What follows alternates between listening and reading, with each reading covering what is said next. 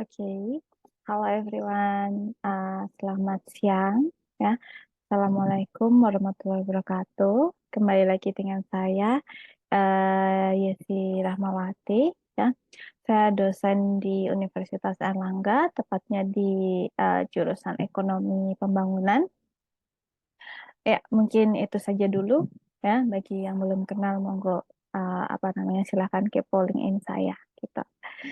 Oke, mungkin hari ini kita akan berdiskusi masalah data dan metodologi setelah di dua video sebelumnya terkait bagaimana cara menulis dan cara menulis introduction. Untuk kali ini, ya, untuk video kali ini, saya akan berfokuskan pada data dan metodologi. Ya, beberapa jurnal itu memasukkan data dan metodologi itu biasanya di chapter 3 ya. Tapi ada beberapa jurnal itu yang memasukkan data dan metodologi di chapter 2 ya. Tidak ada yang benar, tidak ada yang salah ya, itu hanya kayak SOP saja yang harus kalian penuhi ya. Jika jurnal itu mengatakan oke, data dan metodologi ada di chapter ketiga, maka kalian harus mematuhinya ya, jangan istilahnya membuat aturan sendiri. Oke, nah masuk ke bagian data dan metodologi, sekarang kita melihat apa saja yang ada di dalam data dan metodologi. Ya, secara garis besar, Uh, di dalam data dan metodologi itu ada yang pertama adalah data, yang kedua adalah metodologinya, ya kan namanya data dan metodologi. Nah, kita bahas dulu yang pertama, data, ya. Data, kita ngomong masalah di ekonomi gitu ya contohnya, tapi bisa juga diaplikasikan di di uh, jurusan yang lain kayak contohnya sosial, akuntansi gitu ya, atau mungkin psikologi, kedokteran dan lain-lain. Oke. Tapi biasanya di dalam data, pada data dan metodologi itu yang pertama yang harus ada itu adalah sumber dan jenis data. Ya, yang pertama sumber. Oke, kita bicara sumber dulu. Sumbernya itu didapat dari mana gitu ya? Apakah datanya primer atau datanya sekunder gitu ya? Atau bahkan mungkin tidak ada datanya atau datanya berdasarkan dari kualitatif gitu ya atau langsung dari interview.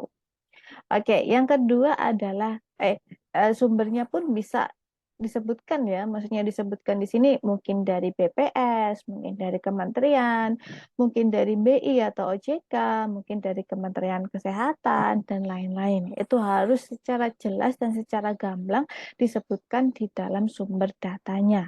Bagaimana kalau tidak ada? Ya, kalau tidak ada berarti bukan karya ilmiah namanya ya. Karena karya ilmiah itu berdasarkan data ya. Oke, itu kita ngomongin sumber data. Sekarang kita ngomongin jenis data. Jenis data kan ada banyak sekali ya, yang sudah saya jelaskan kemarin, banyak sekali dan harus dijelaskan jenis-jenis datanya. Ya, oke, contoh seperti ini. Kalian menggunakan data dari PDRB atau GDRP bahasa Inggrisnya ya, atau produk domestik regional bruto gitu ya. Nah, di dalam jenis sumbernya itu di mana? Kalian dapatkan itu dari mana? Contohnya dari BPS. Ya. Terus yang kedua adalah jenis data. Ya, apakah datanya itu monthly atau per bulanan, per kuartalan atau mungkin per semesteran. Ya, dijelaskan di situ. Dan data itu bentuknya apa? Apakah datanya persentase, apakah datanya indeks, apakah data berbentuk logaritma natural, atau mungkin datanya berbentuk nominal, atau diskrit, atau kontinu, itu dijelaskan di dalam datanya satu persatu. Ya, lalu gimana kalau pakai lebih dari satu sumber, satu jenis data, ya dijelaskan semuanya, dan itu harus jelas. Nah, kalau kalian tidak jelas di sini, tidak menjelaskan secara rinci di data dan sumber data ini, ya, maka reviewer atau kalau nanti kalian sidang skripsi akan ditanyakan, do ini datanya di mana? Karena itu adalah fundamentalnya dari kajian ilmiah. Jadi ya memang harus selalu ada di situ gitu ya. Kalau tidak ada pasti nanti akan ditanyakan dan pasti itu akan mengurangi nilai kalian. Entah itu kalian tujuannya untuk publish ke jurnal atau tujuan kalian untuk sidang skripsi. gitu ya. Jadi semakin lengkap data kalian, semakin terperinci, semakin detail data kalian, maka ya apa namanya, ada kemungkinan kalian akan mendapatkan review yang bagus atau mendapatkan nilai yang bagus. Bukan berarti semakin banyak semakin bagus ya, bukan berarti seperti itu. Maka kalian memasukkan data-data yang tidak perlu kalian masukkan ke dalam sumber dan jenis data. Ya berarti bukan seperti itu ya, maksudnya ya yang penting yang ada gitu, yang data-data atau variabel yang kalian gunakan. Jangan memasukkan variabel atau data-data yang memang kalian tidak gunakan. Ya. Contohnya kalau kontrol variabel kalian pakai 6 variabel, 6 sorry, 6 variabel kontrol gitu. Apakah itu memungkinkan? Secara ekonometrik memungkinkan, tapi kalau 6 variabel kontrol itu akan saya takutnya ya model kalian akan menjadi model apa namanya overqualified model. Nanti mungkin akan saya jelaskan lagi ya. Oke, itu adalah data, sumber, dan jenis data. Ya, next kita masuk ke dalam metodologi. Di sini kita membicarakan metodologi secara kuantitatif. Ya, kuantitatif berarti datanya, apa namanya, metodologinya berdasarkan data-data, apa namanya, data-data angka, bukan kualitatif. Ya, oke, saya ingatkan lagi ya, metodologinya di sini berdasarkan data kuantitatif.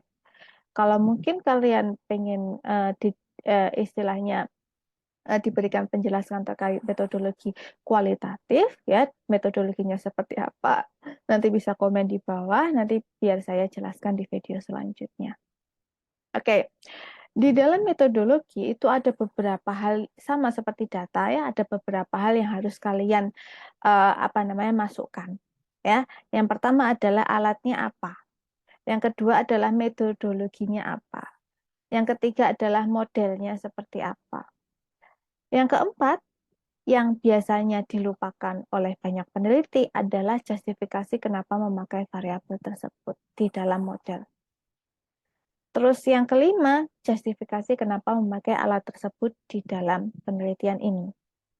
Dan yang keenam, ini juga yang paling sangat-sangat istilahnya banyak orang apa ya, banyak orang tidak apa ya, kayak tidak mengikutkan ini adalah kelebihan dan kelemahan metodologi. Di mana kalau kelebihan dan kelemahan metodologi ini ya, yang paling terakhir ini tuh akan nanti bergabung atau istilahnya ini tuh akan menjadi dasar dari keterbatasan penelitian. Jadi nanti akan inline gitu. Ya, ini banyak sekali mahasiswa atau mungkin peneliti yang tidak memasukkan kelemahan dan kelebihan metodologi. Oke. Oke, kita bahas satu-satu lagi. Yang pertama, metodologi itu harus ada alatnya apa? Ya, alatnya apa disebutkan di situ? Stata, Fuse, SPSS, SPSS, MATLAB, Python, R, Yoda, dan masih banyak hal yang lain. Kalau ini sunnah ya, maksudnya ini juga nggak terlalu penting. Istilahnya dosen pembimbing kalian atau dosen penguji kalian atau reviewer itu juga tidak akan begitu kepo kalian menggunakan alat apa, kecuali ya kecuali kalau ada ketidakkonsistenan hasil, itu pasti mereka tanya, loh ini pakai alat apa? Itu baru mereka tanya. Ini sunnah ya. Tapi kalau kalian istilahnya mau publikasi jurnal, jangan memasukkan alatnya apa. Nah, karena apa? Karena tidak perlu saja. Kecuali ada yang tadi ya ada masalah di dalam datanya, nanti mereka akan tanya ini pakai alat apa? Kenapa hasilnya seperti ini? Oke, yang kedua adalah metodologi. Ini adalah gongnya di data dan metodologi. Ya, metodologi adalah gongnya di data dan metodologi. Artinya, metodologi apa yang kalian pakai? Ya, kuantitatif kan ada banyak, ekonometrik juga ada banyak ya. Kalau pakai ekonometrik ada banyak hal, ada data sekunder, data mikro, data levelnya provinsi, data panel, data time series gitu ya. Di dalam time series sendiri itu ada metodologinya yang banyak, ada OLS, ARDL, VAR, VECM, ECM dan lain-lain. Kalau di panel ada panel dinamis, ada panel statis, dan di dalam panel statis itu ada banyak ya. Pada panel statis itu ada apa namanya FEM, REM, sama PLS. Kalau di dalam panel dinamis itu ada first difference, ada apa satunya sistem GMM. Ya, ada banyak. Nah, itu dijelaskan di situ ya, di dalam metodologinya. Yang pertama yang harus kalian ingat terkait metodologi adalah, pertama adalah kalian harus tahu jurnal statanya itu kayak gimana.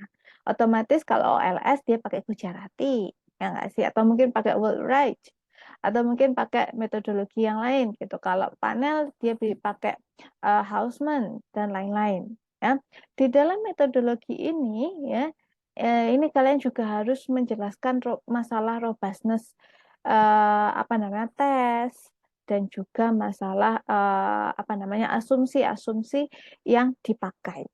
Contohnya kayak gimana? Kalian pakai OLS ya. Di dalam OLS itu ordinary least square ya. Di dalam ordinary least square itu yang pertama ada asumsi-asumsi klasik ya. Ada asumsi blue atau asumsi dari Gauss-Markov ya. Itu adalah OLS. Terus ada uji-ujinya, ada uji hetero, multikol, dan lain-lain. Itu dijelaskan di dalam metodologinya, di dalam metodologi yang ini. Jangan sampai tidak kalian jelaskan, karena metodologi ini, yang ini, ya, itu akan mempengaruhi chapter selanjutnya, yaitu chapter 3 atau mungkin chapter 4, yaitu result dan discussion. Ya, jangan disebut, maksudnya harus disebutkan semuanya. Jangan istilahnya, oh ini tidak penting, kita nggak usah pakai ini, gitu. Itu harus dimasukkan di situ semuanya. Oke, yang ketiga ada model. Nah, ini banyak sekali mahasiswa saya yang dia tuh hanya mengcrop pakai gambar terus memasukkan itu di dalam Word. Ya, itu sebenarnya tidak terlalu saya apa namanya? Saya tidak menyarankan hal tersebut. Ya, yang bisa kalian lakukan adalah insert equation di dalam model itu. Jadi jangan hanya sekedar crop crop apa namanya? Crop PNG dalam bentuk JPG terus habis itu copy paste di dalam Word karena itu sangat sekali tidak ilmiah gitu ya dan tidak pasti dipertanyakan nantinya. Sorry, ya ampun alergi saya. Oke. Nah, di dalam model ini pasti model ini kita mengacu pada metodologi yang kalian gunakan. Ya, contohnya OLS. Berarti OLS adalah variabel X sama variabel Y. Ya, di dalamnya hanya ada time series saja, berbeda dengan panel. Ya, kalau panel ada I sama T, kalau di OLS ada T saja. Nah, itu yang harus kalian perhatikan. Tapi kalau ini ya udah kalian istilahnya mengacu pada jurnal aja, ya. Jadi jangan terlalu khawatir. Oke, selanjutnya adalah justifikasi kenapa memakai variabel tersebut. Ini sangat penting sekali. Ya, tapi banyak dari kalian, banyak dari mahasiswa, banyak dari mungkin peneliti gitu ya, tidak memasukkan justifikasinya. Baru ketika sidang skripsi atau mungkin baru ketika dapat first reviewer, baru menjelaskan kenapa memakai variabel tersebut. Ya, itu apa namanya? Sangat disayangkan gitu. Padahal kalian bisa istilahnya kalian tuh bisa melakukan satu satu step dan bisa semuanya sudah masuk. Kenapa kalian harus menunggu feedback dari orang lain dulu baru memasukkan justifikasi? Itu sangat disayangkan. Ya. Terus selanjutnya ada justifikasi kenapa memakai alat tersebut, kenapa memakai metodologi tersebut. Ini juga sangat-sangat penting ya, akan tetapi banyak banyak sekali mahasiswa atau mungkin peneliti yang tidak memasukkan ini. Kenapa? Karena metodologi itu adalah pilihan. Ya. Otomatis ketika kalian memilih sesuatu, kalian punya alasan yang kuat ya yang bisa dibuktikan secara empiris kenapa kalian memakai ya kenapa saudara-saudara memakai alat atau metodologi tersebut. Ya. Oke, contohnya pakai panel. Kenapa pakai panel? Justifikasinya kenapa? Apakah mungkin karena data apa namanya limitasi data, jadi karena rentang waktunya tidak ada, jadi kalian memutuskan untuk pakai panel, ya? Atau memang kalian pengen melihat bagaimana region itu atau bagaimana daerah itu istilahnya merespon dari sebuah kebijakan. Kan istilahnya kalau ada kebijakan, kebijakan apa gitu ya? Contohnya kan respon dari Jawa Timur beda sama respon dari Jakarta atau respon dari Jawa Timur beda dengan respon Jawa Barat ya atau mungkin respon dari Jawa berbeda dengan luar Jawa. Nah, itu bisa kalian, istilahnya kalian bisa membuat chapter 3 menarik itu dengan menampilkan hal tersebut. Ya, itu akan membuat jauh-jauh sangat-sangat menarik. Ya, oke.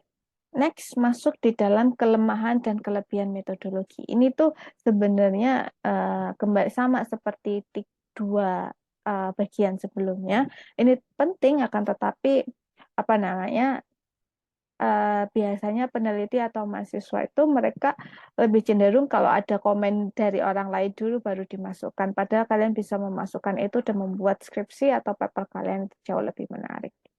Ya. Oke, kelemahan dan kelebihan metodologi ini jangan mengarang bebas ya. Kalian harus mengacu pada jurnal stata atau pada buku-buku yang memang sudah diada, yang sudah dipublish. Ya, jadi jangan mengarang bebas gitu ya, karena kelemahan dan kelebihan metodologi ini bukan istilahnya kita tidak tahu hal tersebut gitu ya. Yang menciptakan metodologi itulah yang tahu ya. Jadi tolong jangan istilahnya mengarang bebas untuk kelemahan dan kelebihan metodologi. Bukan berarti kalian harus copy paste plug ketiplek gitu ya, plug 100% plug dengan apa yang dikatakan buku sama jurnal-jurnal itu. Nanti kalian cek kena plagiarisme. Ya, lalu apa yang bisa kalian lakukan? Kalian paraphrase dari kelemahan dan kelebihan metodologi yang ada di dalam buku dan jurnal-jurnal. Lalu kalian paraphrase itu baru setelahnya kalian masukkan itu ke dalam paper kalian atau ke dalam skripsi kalian. Oke, baik, terima kasih. Mungkin itu saja untuk hari ini, ya, untuk video kali ini. Selanjutnya saya akan jelaskan untuk result and discussion, yaitu chapter 4 atau chapter 3. Kalau di jurnal itu biasanya chapter 3, kalau di skripsi biasanya chapter 4, ya, di video yang terpisah. Oke, kalau ada pertanyaan, please feel free untuk drop pertanyaannya, ya. Saya sangat terbuka sekali, atau mungkin bisa berkirim email di email yang sudah saya sertakan, atau mungkin bisa DM melalui Instagram. Oke, mungkin begitu saja.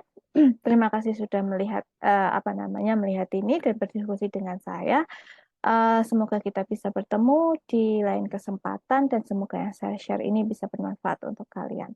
Oke, terima kasih banyak. Assalamualaikum warahmatullahi wabarakatuh dan selamat belajar.